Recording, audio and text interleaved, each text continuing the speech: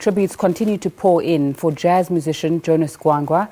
He passed away at the age of 83. For more on this, I'm joined by Domingo, who's the director of the Cape Town International Jazz Festival. Thanks so much for your time on SABC News this evening. It wouldn't be an exaggeration to say that Gwangwa's music is woven into the fabric of South Africa pre- and post-democracy.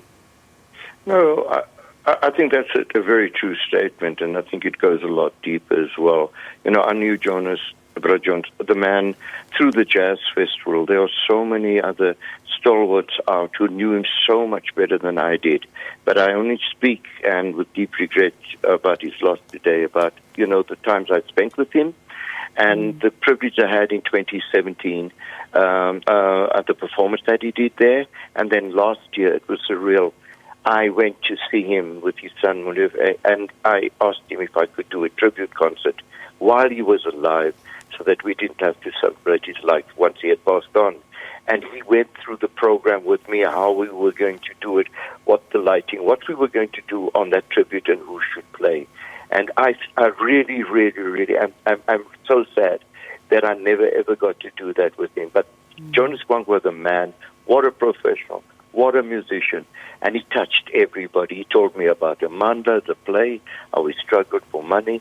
He told me about the book that's been written by Gwen and the family. He told me about lots of ideas that he had. A life gone too short. A theme that he was said to believe in was that politics and culture cannot be separated. How did that come through in his music and perhaps in his interactions with you? I think it was very profound, because he carried his heart on his sleeve. You know, so you could see him. He was transparent, and I'll tell you something. If he didn't like something, he'd tell you. I think he was very sad.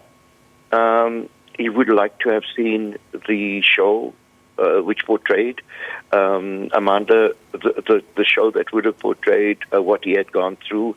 I think he was really the last man standing. I think Braikaisis may be the last one. I'm not too sure, so I'm not, a historian. But he actually said that he hoped that his music and his legacy would have created a platform from which other aspiring musicians would come through.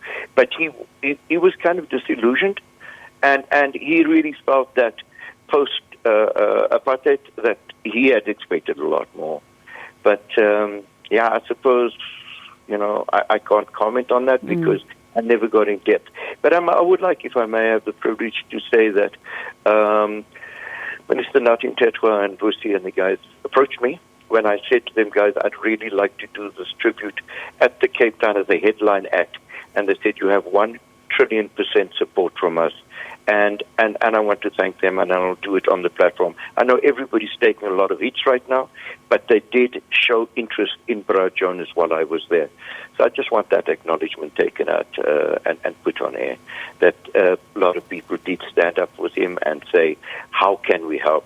And those 2 names that I mentioned did come forward. Domingo from the Cape Town International Jazz Festival, thanks so much for your time, adding his voice to the tributes that are pouring in for Ntate Jonas Gwangwa on his passing.